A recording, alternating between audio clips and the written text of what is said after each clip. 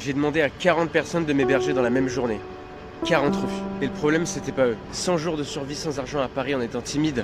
Et voici les 4 règles sociales que j'ai apprises pour survivre. Genre, si t'es en mode, je suis dans la galère, je suis pas bien et tout, s'il te plaît, aide-moi. En fait, tu ressembles à quoi, frérot?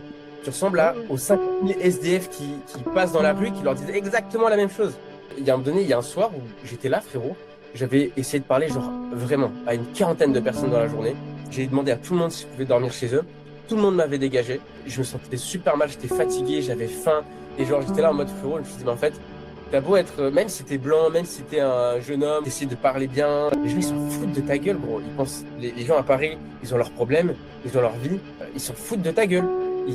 Toi, t'arrives avec des problèmes, mais ils vont pas t'aider, tu vois. Donc en fait, comment tu fais pour ne pas te présenter comme un problème de plus dans leur vie, en fait? C'est ça la question. Il faut que je leur donne des raisons de m'apprécier. Il faut que je leur donne des raisons de vouloir m'avoir dans leur maison. J'ai commencé à travailler un max sur mon apparence.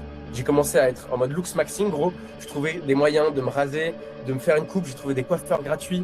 J'allais dans des douches publiques. Je faisais en sorte de sentir bon. Ensuite, j'ai commencé à me pencher sur mon énergie parce que si j'étais dépressif et que je mangeais que de la merde et que j'étais pas bien, bah, j'ai beau être looks maxing, les gens n'ont pas forcément envie d'une énergie de dépressif. À la fin, je m'intéressais aux gens. Je me suis rendu compte que la meilleure façon de se faire sentir bien quelqu'un, bah, c'est de s'intéresser à lui.